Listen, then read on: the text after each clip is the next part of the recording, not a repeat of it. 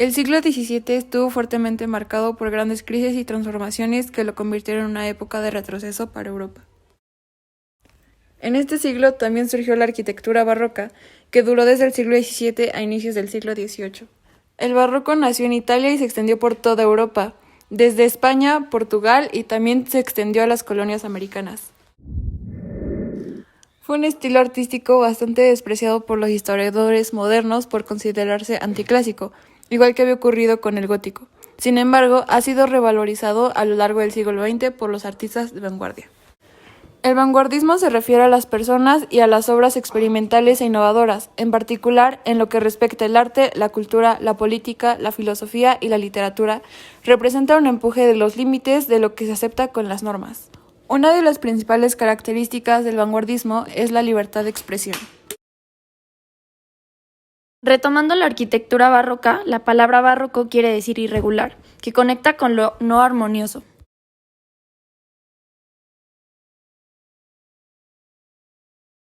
El contexto histórico del barroco es el de una Europa denominada políticamente por las monarquías absolutistas, con una sociedad estamental e intervenida por el Estado.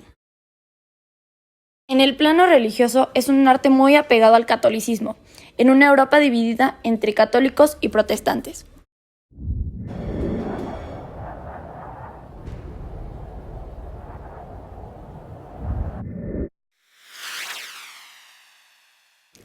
Las características de la arquitectura barroca son el dinamismo, el empleo de formas clásicas transformadas, abovedamientos cupuliformes y profusión de elementos decorativos.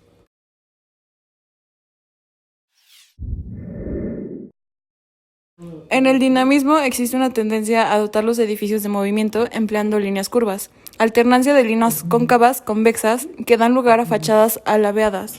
Es una arquitectura que gusta de los fuertes contrastes, recta curva, claro-oscuro, cerca-lejos, en las perspectivas y etc. Otra característica es el empleo de formas clásicas transformadas. Se siguen utilizando muchos elementos clásicos, pero con un tratamiento diferente. Frotones quebrados, entablamentos quebrados, columnas clásicas, pero no adosadas, con volumen pleno y columnas armónicas. En el abovedamiento cupuliforme se emplean bóvedas y cúpulas como cubiertas, pero es frecuente que las cúpulas sean ovaladas. Otra característica son los elementos decorativos. Se emplean mucho los relieves que refuerzan el contraste ya citado, de claro a oscuro. Dentro de esta decoración en relieve destacan los elementos botánicos y las placas rectangulares. Los tipos de edificios de la arquitectura barroca son religiosos como iglesias, civiles, que se refiere a palacios que embellecen con jardines y fuentes. Tanto en las iglesias como en los palacios, el muro no marca el límite, ya que por medio de espejos o pinturas en las bóvedas se pretende ampliar ilusoriamente el espacio. Las epidemias de viruela y tifo en el siglo XVII. La llegada de los españoles en el siglo XVI trajo consecuencias demográficas devastadoras. Para el caso de la Nueva España, varios estudios han mencionado que entre 1521 y 1650, alrededor del 80% de la población desapareció. Las principales causas fueron las enfermedades epidémicas traídas de Europa. Cabe mencionar que la palabra epidemia se aplica a cualquier enfermedad que se transmite rápidamente en un sector demográfico humano, que puede variar entre un área geográfica delimitada, determinada por la edad o sexo de una región.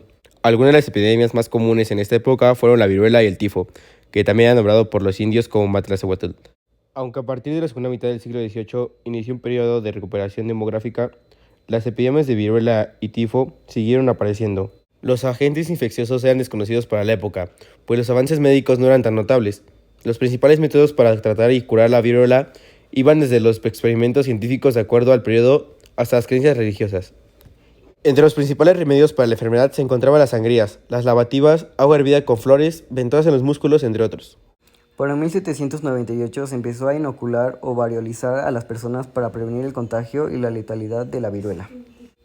La variolización consistía en llevar a algunos infectados del virus de la viruela y extraer la pus de sus granos para inyectarla en personas sanas como medidas preventivas. Esto funcionó con resultados más o menos eficaces, ya que las epidemias posteriores no fueron tan fuertes. Por el tifo, los remedios fueron similares, pero también incluían la limpieza de ductos y canales de agua, ya que se creía que los vapores pestilentes eran las causas de las enfermedades. Bueno, con esto se concluye que la tifo y la viruela fueron enfermedades que causaron gravemente un daño en la sociedad en el siglo XVII.